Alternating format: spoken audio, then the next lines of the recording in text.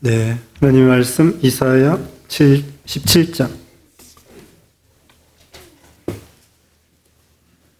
이사야 17장 1절로 11절 말씀 교독하겠습니다. 이사야 17장 1절 말씀. 다메섹에 관한 경고라. 보라, 다메섹이 장차 성읍을 이루지 못하고 무너진 무더기가 될 것이라. 아루엘의 성읍들이 버림을 당하리니 양무리를 치는 곳이 되어 양이 늑대 놀라게 할 자가 없을 것이며, 에브라임의 요새와 다메섹 나라와 아람의 남은 자가 멸절하여 이스라엘 자손의 영광같이 되리라. 만군의 여호와의 말씀이니라. 그날에 야곱의 영광이 쇠하고 그의 살찐 몸이 파리하리니, 마치 수수하는 자가 곡식을 거두어 가지고 그의 손으로 이삭을 벤 것 같고 르바임 골짜기에서 이삭을 준 것 같으리라.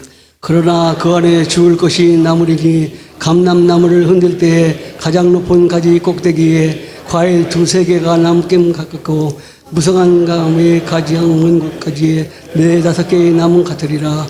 이스라엘의 하나님 여호와의 말씀이니라. 그날에 사람이 자기를 지으신 이를 바라보겠으며 그의 눈이 이스라엘의 거룩하신 이를 뵙겠고 자기 손으로 만든 제단을 바라보지 아니하며 자기 손가락으로 지은 아세라나 태양상을 보지 아니할 것이며, 그날에 그 견고한 성읍들이 옛적의 이스라엘 손 앞에서 버림받은 숲을 속의 저소와 작은 산 꼭대기의 저소같이 황폐하리니, 이는 내가 내 구원의 하나님을 잊어버리며 내 능력의 반석을 마음에 두지 아니한 까닭이라. 그러므로 내가 기뻐하는 나무를 심으며 이방나무의 가지도 이종하는도다. 다 같이요. 내가 심는 날에 울타리를 두르고 아침에 내 씨가 잘 발육하도록 하였으나 근심과 심한 슬픔의 날에 농작물이 없어지리라. 아멘. 오늘 본문은 이사야 17장 1절로 11절. 제목은 하나님만 의지하라. 하나님만 의지하라. 네, 첫째로는 이스라엘과 다메섹 동맹에 대한 심판. 이스라엘과 다메섹 동맹에 대한 심판. 1절로 3절입니다. 두 번째, 징계를 받은 이스라엘이 하나님을 바라봄. 징계를 받은 이스라엘이 하나님을 바라봄. 4절로 8절입니다. 그 다음에 세 번째, 하나님을 의지하지 않는 이스라엘. 하나님을 의지하지 않는 이스라엘. 9절로 11절입니다. 그래서 다메섹에 대한 경고가 나와 있고요. 그 다음에는 여기 이스라엘, 유다 백성이라고도 하는데 그들이 하나님을 의지하지 아니하므로 징계를 받게 된다.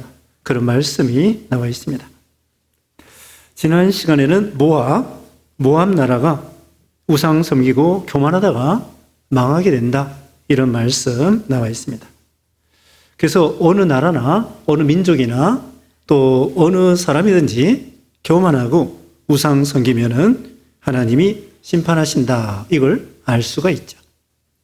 하나님이 제일 싫어하는 죄, 물론 죄는 다 싫어하시지만 그래도 하나님이 제일 싫어하는 죄가 있습니다. 그건 바로 지금 말씀드린 것처럼 교만과 우상 섬기는 죄예요. 하나님이 제일 싫어하는 죄는 교만과 우상 섬기는 죄다. 마귀가 아담 하와를 미혹시켜가지고 교만하게 만들어 선악과를 먹게 했죠. 선악과를 먹는 것이 그게 하나님과 같이 되려고 하는 교만이죠. 그래서 이 마귀는 교만하다가 천사장이 교만하다가 마귀가 된 거예요. 그래서 이 모압이 지난 시간에 말씀한 것처럼 교만죄와 우상 섬기는 죄로 망하게 되었다. 그 다음에 이제 오늘 본문에는 다메섹에 대한 경고입니다. 1절, 다메섹에 관한 경고라. 보라, 다메섹이 장차 성읍을 이루지 못하고 무너진 무더기가 될 것이라. 다메섹은요, 아람 나라입니다. 그러니까 이 다메섹은 이스라엘 나라의 북쪽에 있는 나라예요. 아람 나라의 수도가 다메섹이죠. 그래서 아주 오래된 도시예요. 오래된 이 다메섹 도시인데 아람 나라. 나중에 그 우리가 아시는 것처럼 바울이 사울이었을 때 다메섹으로 이방 나라이죠. 그 예루살렘에서 대제사장의 공문을 가지고 그 북쪽 나라 그 아람 나라의 수도 다메섹으로 가서 거기에 예수 믿는 사람을 잡아오려고 했던 거예요. 그래서 그 다메섹으로 가는 도중에 예수님이 부활하신 예수님이 나타나가지고 사울아 사울아 어째 나를 비방하느냐. 그래서 거기서 완전히 사울이 변하여 사도 바울이 된 거예요. 그 도시 다메섹으로 가는 도시. 요즘의 말은 다마스쿠스입니다. 요즘에 그 도시는 다마스쿠스, 다메섹이라고 합니다. 그 아람 나라라고도 하고 또 수리아라고도 해요. 참 이름이 여러 가지죠. 네, 수리아, 아람 나라, 또 그 도시는 다메섹, 이렇게 여러 나라입니다. 지금도 시리아 있어요, 시리아.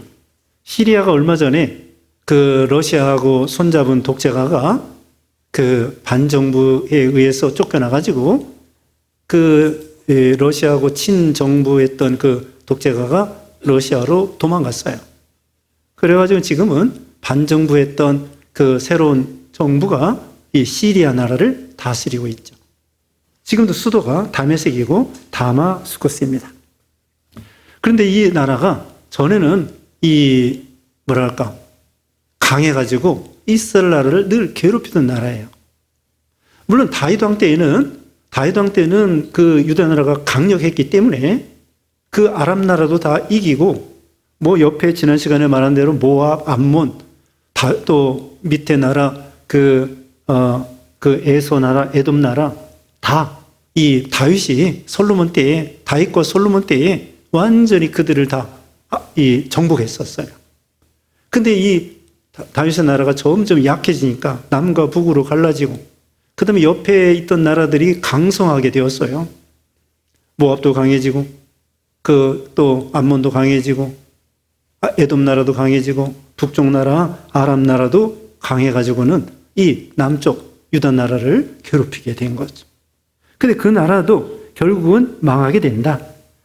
그 당시에 제일 강대국이 아수르 나라인데 아수르 나라에 의해서 이 나라도 하나님이 심판한다고 되어 있습니다. 2절 읽어주세요. 2절 아로엘의 성읍들이 버림을 당하니 양무리를 치는 곳이 되어 양이 눕되 놀라게 할 자가 없을 것이며 그 다음에 성읍이 버림받고 양물이 치는 곳이 되고 양이 눕는 곳이 되고 그만큼 이제는 도시가 완전히 황폐화가 돼가지고요. 짐승들이 살 수 있는 그런 풀이 나는 그런 황무지가 될 것을 말하고 있는 것입니다. 그 다음에 3절 에브라임이 요새와 다메섹 나라와 아람의 남은 자가 멸절하여 이스라엘 자손의 영광같이 되리라 만군의 여호와의 말씀이라. 그리고는 이 다메섹이 북쪽 이스라엘 나라하고 북쪽 에브라임과 합세해가지고 남쪽 유다 나라를 괴롭혔던 거예요. 우리가 7장에서도 배웠습니다. 그래서 다시 말하면 북쪽에 이 에브라임 나라, 그 이스라엘 나라라고도 하는데 그 나라하고 더 북쪽 지금 말한 대로 다메섹, 아람 나라하고 연합해서 남쪽 조그만 나라 유다 나라를 괴롭혔던 거죠. 이 유다 나라는 하나님을 제대로 섬기는 나라예요. 다윗의 계통이죠. 그래서 이 다윗의 계통 참된 기독교를 핍박함으로 하나님이 또 그 연합국 북쪽의 나라들을 하나님이 심판하시겠다. 아무튼 이것은 참 하나님이 왜 다메섹과 이 에브라임을 심판하느냐. 참된 기독교라고 상징하는 유다 나라를 괴롭혔기 때문에 하나님이 그들을 징계하신다. 그 말씀입니다. 이제 4절 말씀. 그날에 야곱의 영광이 쇠하고 그의 살진 몸이 파리하리니. 근데 야곱 이것도 남쪽 유다 나라를 가리켜요. 남쪽 유다 나라도 결국은 그 영광이 쇠해지게 된다는 거예요. 5절 마치 추수하는 자가 곡식을 거두어 가지고 그의 손으로 이삭을 벤 것 같고 르바인 골짜기에서 이삭을 준 것 같으리라. 이삭을 준 것 같이 아주 쇠하게 질 것을 가리킵니다. 그래서 궁극적으로는 어떻게 되느냐? 아수르 나라의 침략과 또 바벨론 나라의 침략으로 인해서 남쪽 유다 나라도 망하게 돼요. 포로 잡혀가게 됩니다. 오전 시간에 다니엘도 얘기했죠. 다니엘도 이 남쪽 유다 나라가 망할 때에 성전이 불태워지고 그래서 바벨론 포로 되어 간 거예요. 왜 바벨론 포로 되어 가느냐? 그들이 하나님 섬긴다고 하면서 우상 섬기고 교만하고 세상 거 의지하고 그러기 때문에 하나님께서 그 강대국 바벨론 나라에 붙이신 거죠.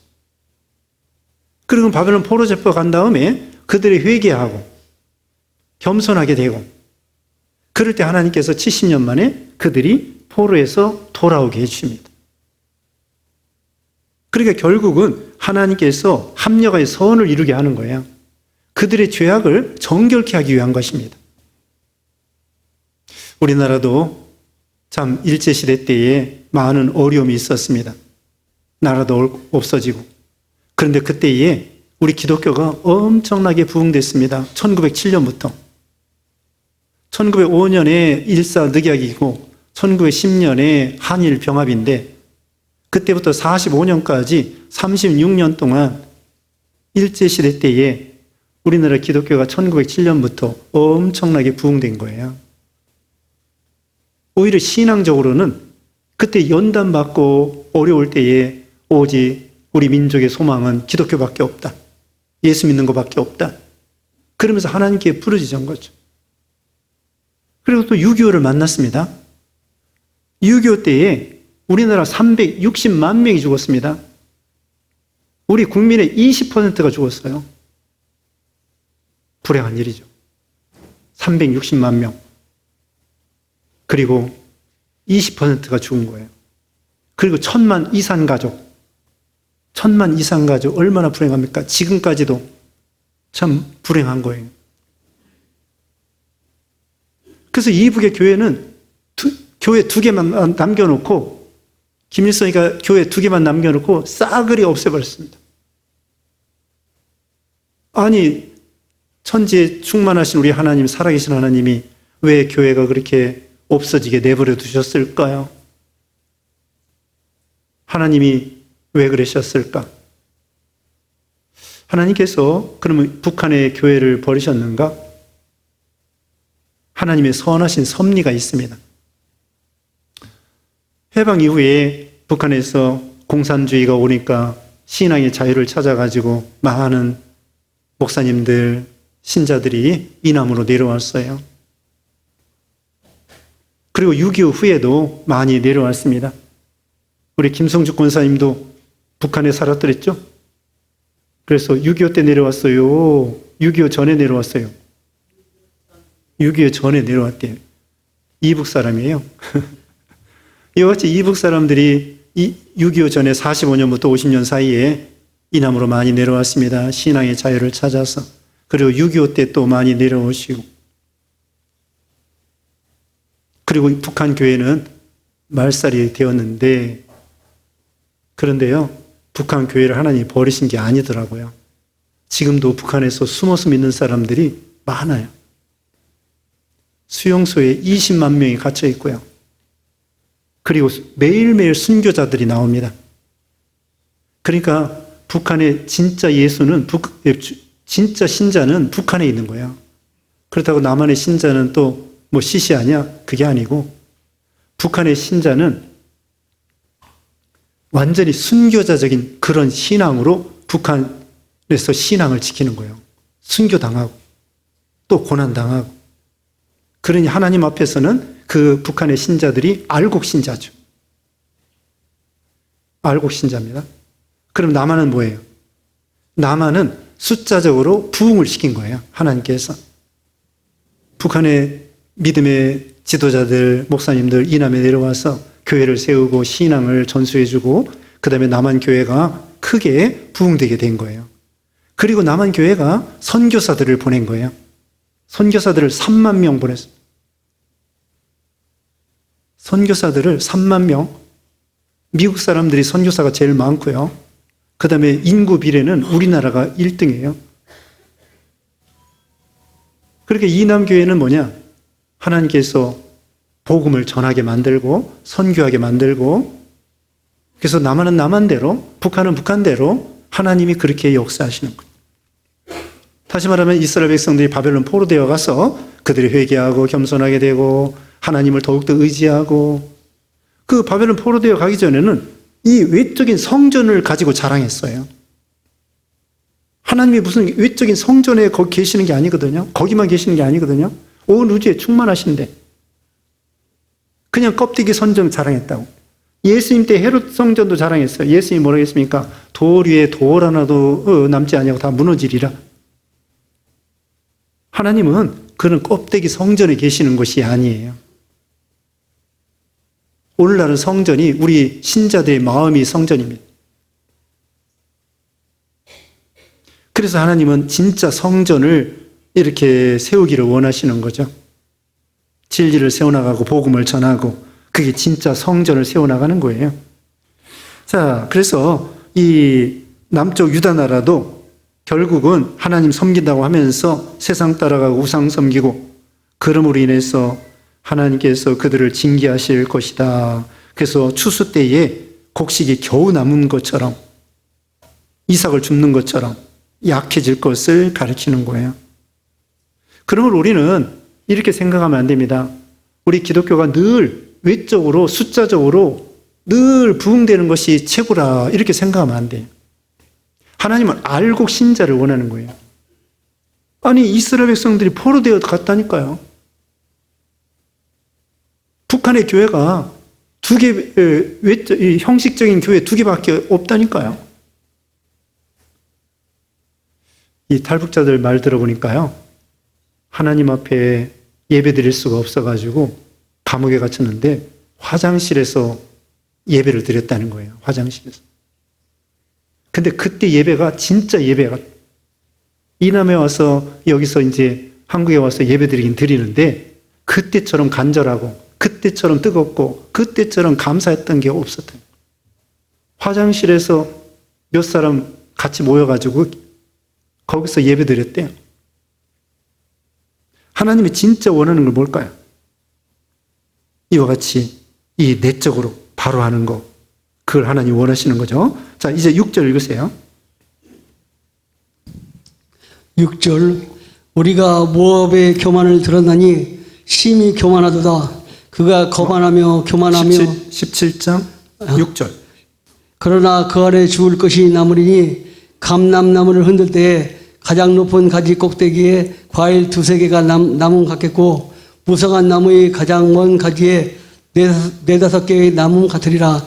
이스라엘 하나님 여호와의 말씀이니라. 네, 소수만 남게 된다는 거죠. 그러니까 많은 사람들이 포로되어 가고 징계를 받고, 그래서 소수의 사람들이 남아서 신앙생활을 할 것이다 말씀을 하고 있습니다. 우리가 앞에서도 배웠는데요, 6장 13절에는 거기 보면은 구루터기 이런 것을 하나님이 남겨놓으신다. 엘리야 시대에도 하나님께서 그렇게 우상 섬기는 시대에 바르게 무릎을 꿇지 않은 7,000명을 남겨놓으셨다, 그렇게 말씀을 했습니다. 그러니까 아무리 이 세상이 죄악으로 관영하다고 할지라도 참된 교회를 하나님이 유지시켜 나간다는 것을 볼 수가 있습니다. 7절 읽어주세요. 본문 7절. 7절, 그날의 사람이 자기를 지신 이를 바라보겠으며 그의 눈이 이스라엘의 거룩하신 이를 뵙겠고, 그 다음에는 이렇게 징계받을 때에 회개하면서 어떻게 합니까? 자기를 지으신 하나님을 바라보고 그의 눈이 이스라엘의 거룩하신 이를 뵙겠고, 자기를 지어주신 하나님을 바라보고 의지한다는 거예요. 창조주 하나님을 바라보고 의지한다는 거죠. 전능하신 하나님을 바라보고 의지한다는 거죠. 우리 하나님이 얼마나 위대하십니까? 온 우주를 만드신 분이고, 우리 사람을 만드신 것이고, 만드신 분이고, 동물들, 식물들, 꽃을 만드신 분이고, 사람이 살 수 있도록 환경을 만들어 주신 분이고, 또 그뿐만 아니라 우리에게는 예수 믿어 구원받은 그런 우리에게 생명을 주신 그런 하나님이셔요.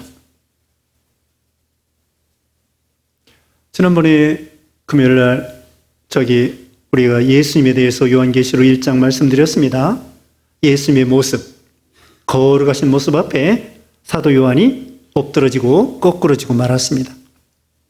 그 위험 앞에, 하나님의 오미하신 예수님의 거룩하신 모습 앞에 왜 사도 요한이 거꾸러지고 엎드러졌느냐? 왜 굴복했느냐?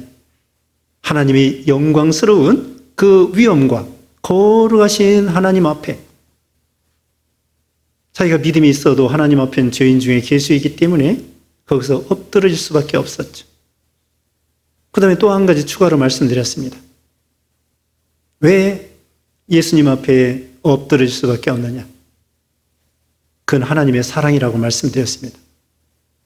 우리 같은 죄인을 우리 하나님께서 무한히 사랑하여 주셔서 우리를 구원해 주셨다고 하는 그 하나님 앞에 엎드러지고 거꾸러질 수밖에 없었다 이거죠. 그러니까 하나님의 거룩한 성품 앞에서도 설 수가 없지만 또 한 가지 성품은 하나님이 우리를 엄청나게 무한히 사랑하신다는 그 사랑 앞에 우리는 굴복하고 하나님 앞에 내놓을 것이 없다는 걸 알 수가 있죠. 그래서 우리는 여기도 이스라엘 백성들이 징계받을 때에 하나님을 바라보고 하나님을 의지하는 거예요. 편안할 때에는 하나님을 제대로 바라보지 않고 의지하지 않지만 정말 어려울 때에는 하나님을 계속 바라보는 거예요. 의지하는 거예요. 요셉이가 구덩이에 갇혔을 때 얼마나 하나님께 부르짖었겠습니까? 다윗이 사울왕 때 그렇게 쫓겨다닐 때에 얼마나 하나님께 부르짖었겠습니까? 시편에 나와요. 시편에 다윗이 얼마나 하나님께 부르짖었는가 나오는 거예요. 시편 40편에 보면은 기가 막힐 웅덩이와 수렁에서 건져주시고 자기의 부르짖음을 하나님이 들어주셨다고 했죠. 그래서 우리는 창조주 하나님을 바라보는 거예요. 시편 121편 1절에는 졸지도 아니하시고 주무시지도 아니하시고 내가 눈을 들어 산을 보리라 나의 도움이 어디서 올꼬 천지를 지으신 여호와에게서로다. 창조주 하나님을 바라보는 거예요. 산을 바라보면서 네? 여기 산 보여요? 산. 저기 남한산성 보이죠? 남한산성. 도봉동에 가면요. 도봉산이 있습니다. 도봉산. 도봉산에 그 절벽이 얼마나 멋있는지 몰라요. 그게 막 한 100m, 200m 되는 것 같아. 네? 도봉동에 가면은 그 도봉교회 거기서 도봉교회 좀 떨어진 곳에 보면은 도봉산에 바위가요. 이게 쫙 이렇게 세워져 있어요. 인수봉이 아니고 인수봉은 따로 있고 도봉산에 그 절벽이 있어요. 아주 명물입니다. 명품. 그 바위를 보면서 시편 지금 말씀한 대로 121편 내가 눈을 들어 산을 보리라 나의 도움이 어디서 올까? 저 위대한 바위를 만드신 그 하나님이시야말로 얼마나 위대하신가. 저 별을 만드신 하나님이 얼마나 위대하신가. 별이 몇 개인 줄 아세요? 별이 몇 개인지 우리는 몰라요. 우리 이 은하계에 1000억 개의 별이 있다는 것이고 그 다음에 그와 같은 은하계가 1000억 개가 넘는다는 거예요. 그것도 추측이야, 추측. 우리가 정확하게 알 수가 없어요. 또 별이라고 하는 것은요, 스스로 태양과 같이 빛을 내는 걸 별이라고 그래요. 우리 지구, 수금, 지화, 천해, 명, 수금, 지화, 목토, 천해, 명, 천해까지. 여기까지 이것들은요, 우리 지구나 이런 것들을 행성이라고 그래, 행성. 별은 별인데 스스로 빛을 내지 못하는 별이 아니야, 사실은. 별이 아닌데 그냥 별이라고 붙여준 거예요. 진짜 별은 태양이 별이야. 태양이 별이에요. 수성이나 화성이나 이런 것들은 행성이라고 그래. 빛이 나오잖아. 그렇기 때문에 멀리서는요, 태양도 조금밖에 안 보이는데 지구 이런 것들은 눈에 보이지 않아요. 저기 북두칠성이나 삼성이나 오리온이나 이런 것들이요, 다 자기 스스로 태양과 같이 빛을 내기 때문에 멀리서도 보이는 거예요. 우리 지구 같은 건 안 보여. 작고 태양과 같이 그렇게 큰 것도 아주 멀리서는 안 보이는데 북두칠성 이런 것들 있잖아요. 스스로 태양과 같이 엄청나게 크고 스스로 빛을 발하기 때문에 수백 광년 떨어져 있어도 우리가 눈으로 볼 수 있는 거예요. 지구나 이런 것들은 아무것도 아니야. 그런데 그 태양과 같은 별이 은하계에 1000억 개가 있고 추측. 그 다음에 그와 같은 은하계가 1000억 개가 있고 도대체 몇 개인지. 그러면 우리 지구 같은 행성은 또 몇 개가 되겠습니까? 우리 창조주 하나님, 그리고 우리가 이 세상에서 살 수 있다고 하는 이런 거, 또 우리를 구원해 주셨다고 하는 그 하나님을 생각해 보면은 우리는 하나님만 사랑하고 하나님만 자랑하고 하나님만 바라보고 그의 눈이 이스라엘의 거룩한 일을 뵙겠고, 그 다음에 8절 읽어주세요.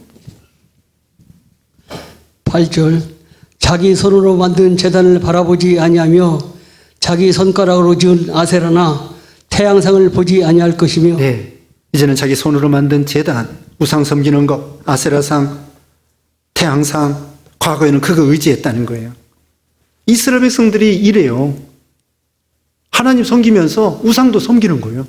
하나님 섬기면서 아세라신 섬기고 바알신 섬기고.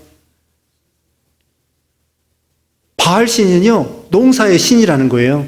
아세라는 다산의 신이라는 거예요. 아기 못 낳는 사람은 아세라 신에 가가지고 아이 낳게 해주세요 하는 거예요. 또 농사 짓는 그 사람들은 바알 신에 가가지고 비를 내려주세요 그러는 거예요. 얼마나 어리석습니까? 인생의 생사화복이 하나님께 있는데 이 아세라 섬기는 사람은 아이 낳으려고, 바알신 섬기는 사람들은 농사 비 내려달라고 하고. 이스라엘 백성들이 그렇게 하나님 섬기면서 우상을 섬긴 거예요. 그러다 징계를 받으니까 이거 아니구나, 우상 섬기는 거 이거 헛되구나. 그리고서는 하나님을 섬기게 되는 거예요. 이 세상이 우상 섬기는 거, 그거 오히려 하나님 앞에 징계받는 거예요. 징계. 9절 읽어주세요. 9절 그날의 그 견고한 성읍들이 옛적의 이스라엘 자손 앞에서 버림받은 숯불 속의 처소와 작은 산 꼭대기 처소 같아서 황폐하리니. 네, 이제는 하나님이 징계하셔가지고 황폐하게 된다는 거예요. 그러니까 회개하라는 거죠. 그 다음에 10절에 이는 내가 내 구원의 하나님을 잊어버리며 내 능력의 반석을 마음에 두지 아니한 까닭이라. 그러므로 내가 기뻐하는 나무를 심으며 이방의 나무가지도 이종하는도다. 자, 하나님을 잊어버린다는 거예요. 능력의 반석을 마음에 두지 않기 때문에 황폐하게 된다고 말씀하는 거죠. 시편 22편 2절 6절에는요. 시편 62편 2절에는 하나님이 우리의 반석이 되신다고 했습니다. 62편 2절에 하나님 우리의 반석이 되신다. 한번 읽어봅시다.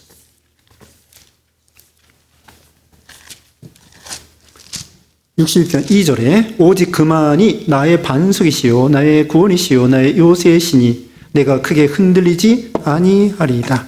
다윗의 시입니다. 그 다음에 62편 6절 오직 그만이 나의 반석이시요 나의 구원이시요 나의 요새의 신이 내가 흔들리지 아니하리로다. 하나님을 나의 반석으로 다윗이 삼았습니다. 우리도 하나님을 반석으로 삼는 거예요. 만세 반석, 흔들리지 않는 요새가 되시고. 요새 얼마나 흔들립니까? 트럼프 때문에. 또 대통령도 새로 뽑아야 되고. 트럼프가 그냥 온 세상을 갖다 뒤집어 놓고, 그 다음에 또 푸틴 러시아 대통령이 러우 전쟁 통해서 또 계속 전쟁 그칠 줄을 모르고, 그 다음에 또 팔레스타인도 네타냐후 그 이스라엘 총리가 계속 전쟁을. 우리는 이 세상만 바라보면은요 불안하고 답답하고. 그런데 우리는 만세 반석 되시는 하나님을 바라보아야 된다는 거죠. 그 다음에 신명기 8장 11절에는요 잊지 말라는 거예요. 여기 지금 10절에는 내가 내 구원의 하나님을 잊어버리며 내 능력이 반석을 마음에 두지 아니한 까닭이라. 신명기 8장 11절에 가나안 땅에 들어갔을 때 너희들이 하나님을 잊지 말라. 거기서 잘 될 때에 하나님의 은혜인 줄 알고 잊지 말고, 어려울 때에 우상 섬기지 말고 하나님을 의지하고 나가라는 거예요. 우리 하나님만이 진짜 하나님이라는 거예요. 다른 것은 진짜 하나님이 아닙니다. 마귀의 크기가 얼마나요? 안 보였죠? 천사의 크기가 얼마나요? 천사의 크기가 크지 않습니다. 사람 크기 비슷해요. 마귀의 크기도 사람 크기 비슷해요. 물론 숫자는 많아요. 천사들은 천천만만 그렇게 많고, 마귀도 얼마인지 모르지만 많이 있을 거예요. 천사가 타락하여 마귀가 된 거예요. 그러므로 우리는 마귀는 이거 아무것도 아니에요. 마귀는 어둠이기 때문에 우리가 신자로서 진리의 길로 성령의 감동으로 나가면 마귀 다 물러가는 거예요. 그것들은 이 진리의 말씀 앞에, 또 우리 믿는 신자들 앞에, 또 복음을 전할 때 그들의 어두움은 물러가게 되어 있습니다. 그러면 두려워할 거 없어요. 그리고 다른 것들은 진짜 신이 아니에요. 유교도 공자의 교훈을 따라가는 거지 공자를 믿는 것이 아니에요. 공자가 주장한 것이 삼강오륜이고, 공자가 노나라 사람인데 자기의 이 이론을 왕들이 받아주지 않는 거예요. 그래가지고 고향에 가가지고 삼강오륜 이런 것을 제자들에게 가르쳐가지고 유교가 된 거예요. 근데 그건 하나의 교훈이고 철학이지 종교가 아니에요. 그리고 이 공자가 돌아다니다가 집에 와보니까 어머니가 죽었어. 너무나 죽은 어머니에게 죄송한 거예요. 자기가 돌아다니다가 집에 왔더니 어머니가 죽었다? 죽은 지 꽤 됐어요. 그래가지고 그 어머니한테 제사를 드린 거야. 그래가지고 그 다음부터 제사가 나온 거예요. 산 어머니한테 대접을 해야 되는데 어머니가 죽었으니까 어떻게 하겠어요? 할 수 없이 죽은 어머니한테 제사 지내다 보니까 유교가 제사가 된 거예요. 우리 고려 시대에는 제사가 없었어요. 왜? 불교 믿는 시대이기 때문에. 불교는 원래 제사가 아니야. 유교가 제사거든요. 공자가 제사를 드렸기 때문에. 그래서 조선 시대에 불교를 척불하고, 그 다음에 숭불이 아니지. 척불하고 유교를 이렇게 이성계가 유교를 제창을 한 거예요. 그러다가 제사가 들어온 거예요. 고려시대는 제사가 없었습니다. 그러니까 이 공자를 믿는 것이 아니라 공자가 자기 자신이 구주라고 절대 말하지 않았어요. 공자가 선생님으로서 제자들에게 교훈을 가르쳤는데 제자들이 그 교훈이 좋아가지고 논어라는 책을 만들어 놓고 그래가지고 계속 사람들에게 전파해가지고 그렇게 된 거예요.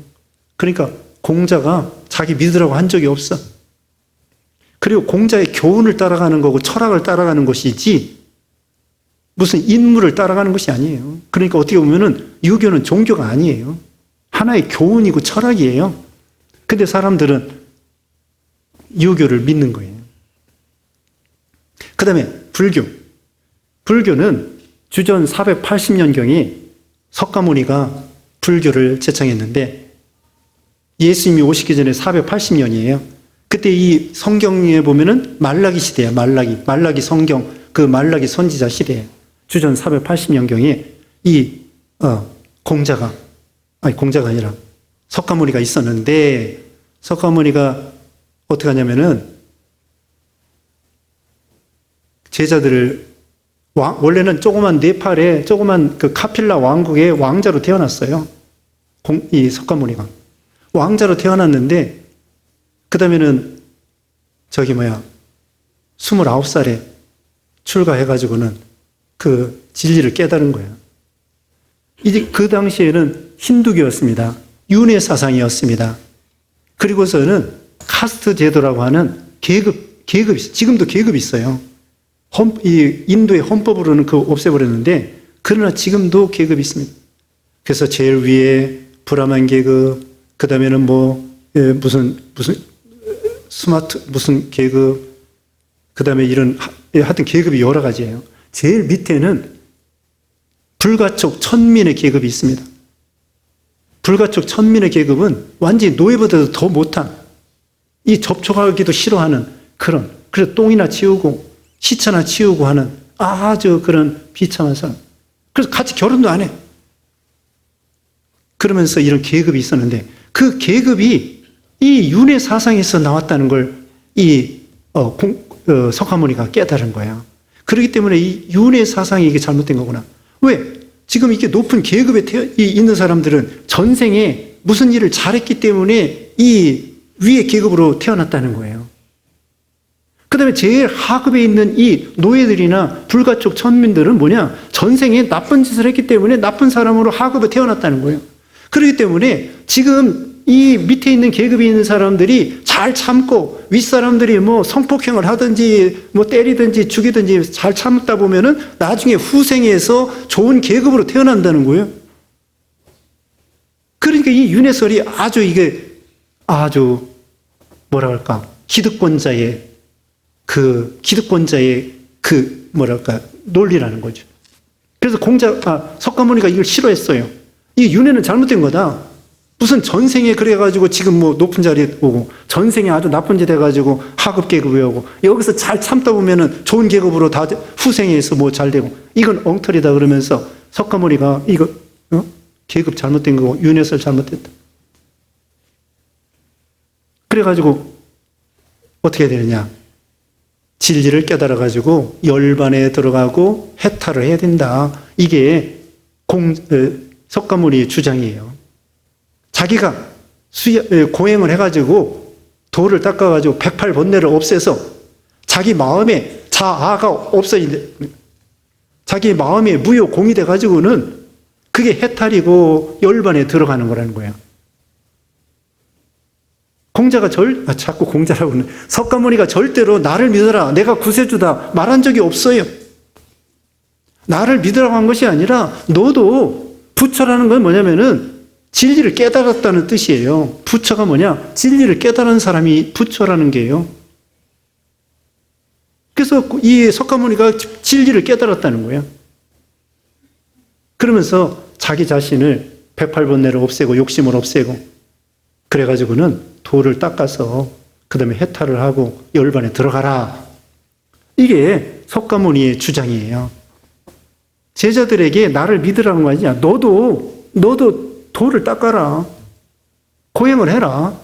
그게 석가모니의 주장이에요. 그러다가 이 석가모니의 주장이 그냥 몇몇 사람에게만 이렇게 내려온 거예요. 그래가지고 나중에 650년 후에 어떤 사람이 나타나냐면은 나가르주나라고 하는 인도 사람이 나타났어요. 브라만 계급의 사람인데 나가르주나. 그 사람을 이 한자말로 쓰면은 용수야. 용용자에다가 나무수. 용수야, 용수. 나가르주나. 이 사람을 한자말로 쓰면 용수인데 이 사람이 이 석가모니가 죽은 다음에 650년경에 이 사람이 가만히 보니까 이 석가모니가 주장한 것이 별로 이 인민 대중한테는 이 어필이 안 되는 거예요. 스스로 도를 닦으라고 하니까. 그래가지고 이 용수라고 하는 사람이 새로운 교리를 만들어냈어요. 이 힌두교의 윤회 사상을 가지고 있으면서 그 다음에는 우리가 보살이 돼야 된다는 거예요. 용수가. 그리고 다른 사람을 구제해주고 중생을 구제해주고 도와주고 그것이 바로 이 용수라는 사람이 깨달은 건데 그래서 이 용수라는 사람이 깨달은 것이 뭐냐면 이 대승불교가 된 거예요. 대승불교. 지금 원래 석가모니가 주장한 것은 소승불교. 수레가 작다는 거예요. 소승불교고 이 용수라는 사람은 자기가 대승불교다. 그래서 많은 사람들을 불교로 귀의시키려고 한 거예요. 그런데 원래는 석가모니의 이론하고 달라. 석가모니는 자기가 돌을 닦고 해탈을 하고 열반에 들어가라고 하는 건데, 이 용수는 그게 아니야. 다른 사람을 구원할 수 있다고 이렇게 생각하는 거야. 그래가지고 원래는 자기 이름을 붙여가지고 이 종교를 만들어냈어야 되는데, 650년 전에 유명한 석가모니가 있었거든. 그 석가모니를 거기다가 이름을 붙여가지고 석가모니 종교로 만들어 놓은 거예요. 그래가지고 이 중국이나 한국이나 일본이나 이런 나라에서는 이 용수라는 사람의 이론을 배우게 된 거예요. 그러니까 원래 석가모니하고는 달라. 석가모니가 생각할 때는 이단이야. 용수라는 사람이 석가모니의 주장의 이단이에요. 그러니까 이 한국 사람들, 한국의 불교도 원래 석가모니 그 사람이 주장하는 걸 믿는 게 아니야. 용수가 주장하는 걸 믿는 거예요. 그러니까 가짜 석가모니를 믿은 거예요, 이제까지. 지금 한국이나 일본이나 중국의 불교는 가짜 석가모니를 믿은 거예요. 용수를 믿은 거야. 진짜 석가모니는 그렇게 한 게 아니에요. 진짜 석가모니는 윤회설도 믿지 않고, 윤회설 그거 다 갖다 버려라. 계급 다 갖다 버려라. 근데 여러 해 전에 성철 스님 있잖아요. 성철 스님. 성철 스님이 죽을 때 그랬대요. 우리는 이제까지 가짜 석가모니를 믿은 거다. 그리고 나는 지옥 간다. 많은 사람을 지옥 가게 만들었으니까 나도 지옥 간다. 성철 스님이 마지막으로 고백한 거예요. 그 사람이 8년 동안 벽을 바라보고 돌을 닦은 사람이에요. 그렇게 깨달은 게 뭐냐? 이 대승불교는 가짜구나. 진짜 불교는 석가모니는 그 용수가 나오기 전에 650년 전에 주전 480년 전에 진짜 석가모니가 주장한 거 그게 아니라는 거예요. 지금 불교는 다 가짜예요, 가짜. 가짜를 믿고 있어요. 그리고 원래 석가모니는 자기를 믿으라고 한 적이 없어요. 석가모니는 너희들도 돌을 닦아라. 고행을 해라. 그리고 나와 같이 열반, 해탈을 해라. 이런 것이지 절대로 나를 믿어라 한 적이 없어요. 종교가 아니야, 원래. 유교도 종교가 아닌 것처럼 불교도 원래 철학이에요. 하나의 교리고 하나의 이론이에요. 종교가 아니야. 그런데 종교처럼 된 거예요. 그리고 다시 말하면 가짜. 대승불교는 소승불교에 비해서 가짜예요, 가짜. 가짜 불교를 믿고 있어요. 석가모니의 이론이 아니라니까. 용수 이론이야, 용수.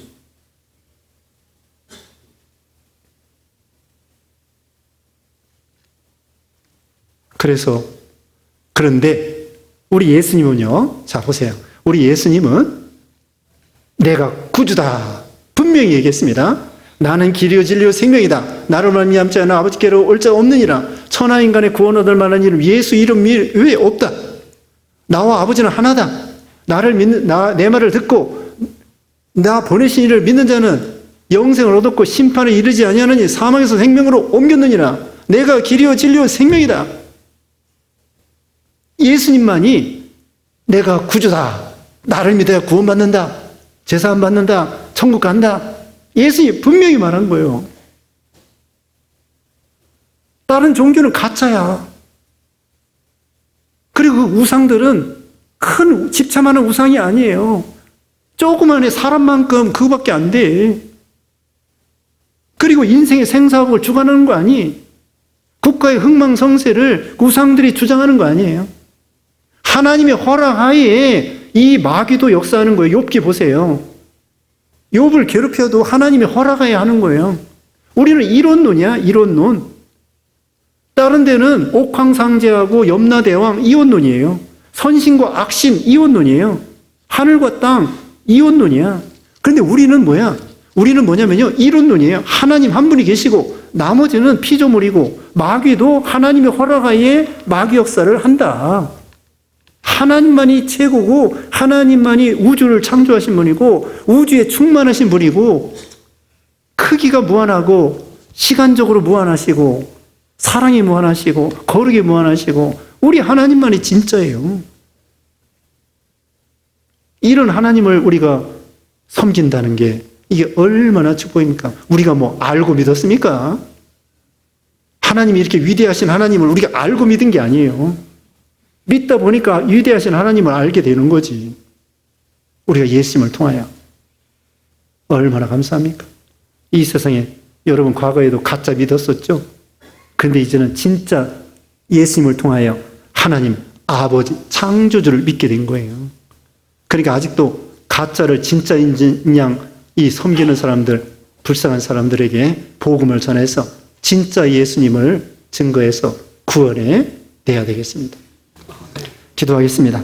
거룩하신 하나님 감사합니다. 하나님 아버지, 참으로 우상 섬기는 건 헛된 것이고 또 교만하면 하나님이 징계하시고 우리는 하나님을 바라보고 하나님을 의지하고 우리 하나님만이 창조주이시며 인생의 생사업과 인간의 생사업과 국가의 흥망성쇠를 주관하시고 또 우리 하나님은 사랑이 무한하셔서 예수님을 통하여 우리가 구원받아 천국에 들어갈 수 있도록 이런 복을 주신 것을 감사합니다. 이제 세상 따라가지 아니하고 오직 하나님만 따라가는, 하나님만 의지하는 그런 우리가 되게 하시고 우리 주위에는 아직도 가짜를 진짜인 양 따라가는 불쌍한 영혼들이 많사오니 그들을 복음을 전하여 진짜 예수님을 증거해서 다 구원해내는 사명 감당케 하시고 또 하나님 우리나라를 긍휼히 여기시고 사랑해 주시고 또 참 좋은 대통령을 뽑을 수 있도록 국민의 마음을 감동시켜 주시고 인도하여 주시옵소서.